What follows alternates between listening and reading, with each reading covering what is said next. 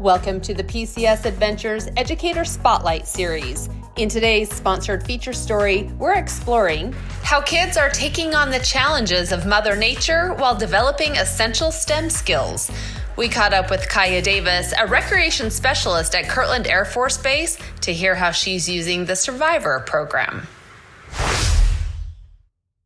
So my name is Kaya Davis. I am a recreation specialist here at Kirtland Air Force Base Youth Programs. And my teaching background, so I've been working as a teacher here at Kirtland since 2014. So once I graduated high school.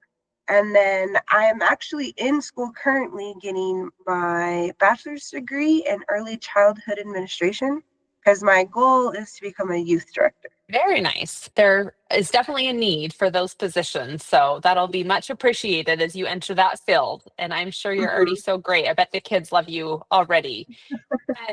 Today, we are going to talk about the Survivor program, which I'm super excited to hear about. And I know you have many others to come this summer. So I'm hoping to touch base again, maybe after you implement some of those others. But with Survivor, start off by telling me what drew you to this specific PCS program. So we were looking on the website and we were trying to implement different activities that we haven't done. And it is hard because after school we have such a small window of time, or during the summer we have so much time, like what can we do? And we were looking through it and I immediately thought of the game Survivor. And a lot of our kids are actually in Cub Scouts and Girl Scouts. And so we printed out 3 options and we let them decide, and they all chose the Survivor one. So we were really excited that we were able to purchase that Survivor one. Sounds like a pretty good reason. Yeah, it looks like a really fun one and it gets all the kids outside. So what was your first experience when you unpacked the program and you pulled everything out, you're familiarizing yourself with all the materials? Tell me about what your reaction was and then how you got started with the teaching program. So when we first got it, I was really excited because it had all the materials there. Because when we first purchased it, I was nervous that we were going to have to buy a bunch of stuff. So it was really nice that the book was there and that we could also access the materials online if we had to print anything. We really appreciated that. And then it was nice to see that there was enough materials there to do it for multiple days or to do it with enough of our kids. Because that also was a struggle, that we didn't know if there was enough material coming, but there definitely was enough. And then what we did was we went through the whole book and saw what we could combine. So we ended up combining days to make it easier for us so that we could actually go through the whole program. So what we did was we laid out like day 1 and day 2. We broke each of our kids into groups and they each had their own name for their team. And then they had to travel with their groups to day 1, complete the activity, travel to day 2, complete the activity. And then the next day we had day 3 and 4. Perfect. Okay. So you kind of combined a couple of days into one just to pack more activities. I bet the kids love that. And then tell me about some of those memorable moments. What were some of those fun, exciting things that you heard kids just kind of comment about, or have an aha moment, or something that maybe was super challenging or engaging? Talk to me about some of those activities. So our kids were actually really excited for the tin foil cup, how to actually fold it and drink out of the tin foil cup. Some of our kids are really good at origami, so they were able to fold the cup like the directions and then add a spin onto it. And they were able to also help the kids who weren't as good as folding the cup. But then we ended up having a challenge. Whatever team can fold the most cups in 30 seconds gets like an extra bonus for their team. So they all ended up folding their cups and they were super excited about that. Another thing that was really interesting to us was a lot of our kids don't know how to read a compass, and they don't know how to find their way out of somewhere if they're lost. So that was really interesting to see that our kids didn't know how to read a compass. And so we were able to go through that and how to read it, how to tell directions, which way to go. So we kind of made like a little course in our area so they could find their way out of the course. And then the ranger beads was something really interesting. I personally have never used the ranger beads like to find my way. So that was also cool. I also learned something too, to tell the distance and if I got lost, where to go and how many kilometers back. So that was also a aha moment for us because that was really interesting to know. So were there, with some of these activities, I imagine there was a lot of either peer teaching or collaboration, and did they have to kind of, they were already in teams. So talk to me about those skills that they had to develop and learn and kind of be patient with maybe other kiddos that were on their team. So when we broke them into teams, we chose our three oldest ones, and one of them was our teen volunteer.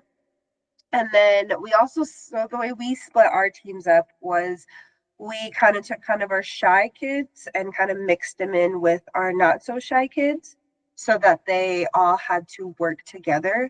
And it was really interesting to see because we had this one kid that was in a group that was super shy, but he's in Boy Scouts. So he was able to take over and tell them real life stories and why he uses this and why you should bring this and this. And the teams really helped because they were able to work together and they were able to work on their social skills because a lot of our kids are iPad kids. So they use a lot of technology. So they really enjoy, that's why a lot of the times we do these kits because they really enjoy not being on technology and they learn new things. Like they have to talk to each other or like the compass. None of them knew what a compass was. So it was really nice to introduce them to new things like that. I love that. Yeah, it is a totally different type of a STEM program because it gets them outside, and you're exactly right. It gets them off their devices. So we need more of that.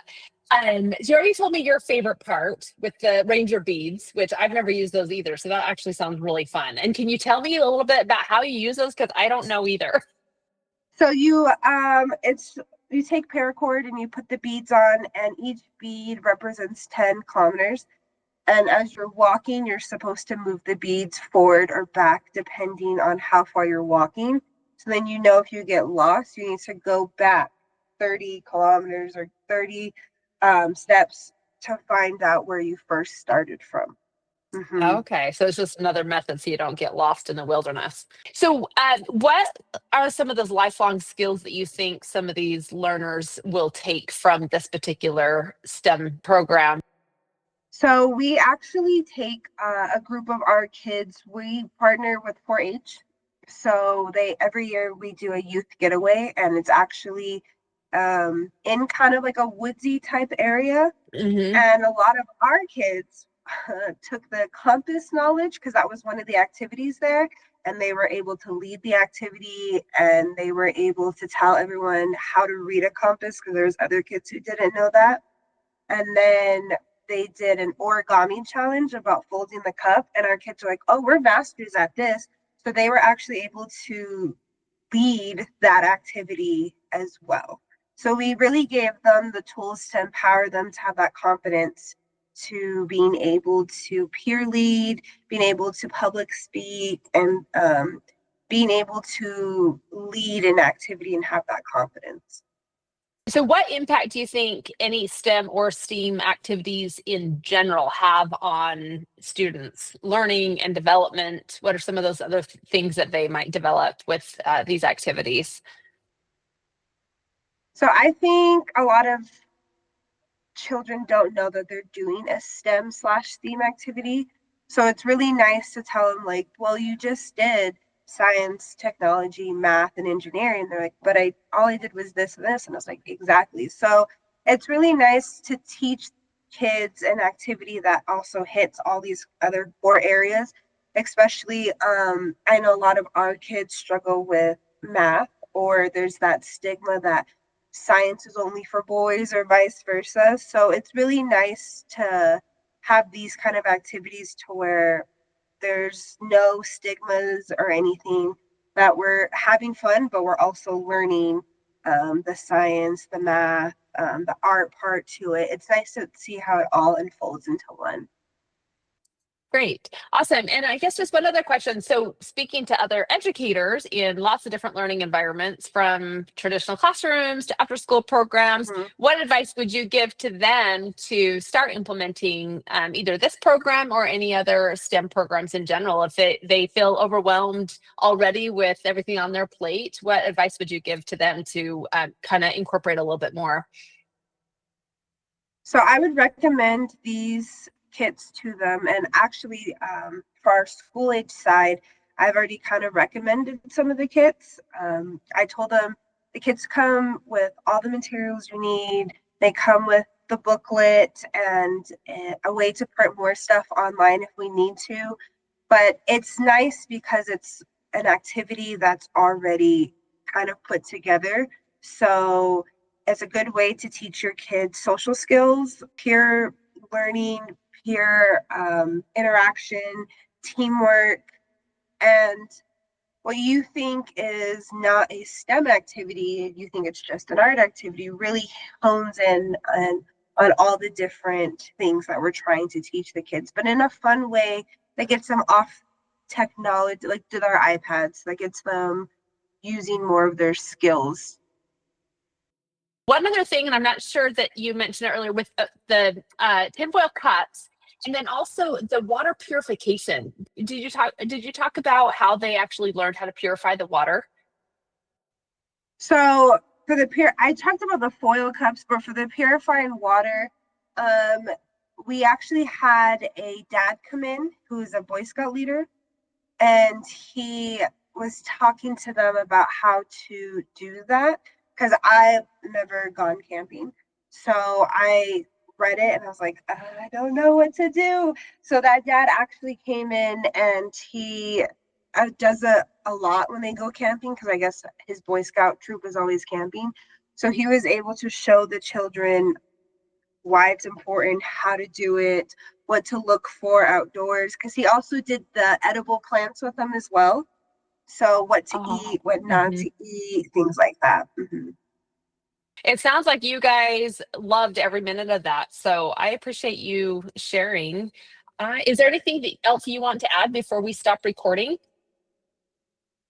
I would just recommend that I know online they don't look they look like a lot, or it looks like a lot to take on, but I would recommend other teachers and educators to try it out because it's really not as difficult as it looks. It's really simple and it's another tool to help these children learn new and exciting things. A big thanks to Kaya for sharing her experience and showing us how STEM learning can take place in the great outdoors. To listen to more stories from educators like you, visit edventures.com/spotlight. That's EDVENTURES.com/spotlight.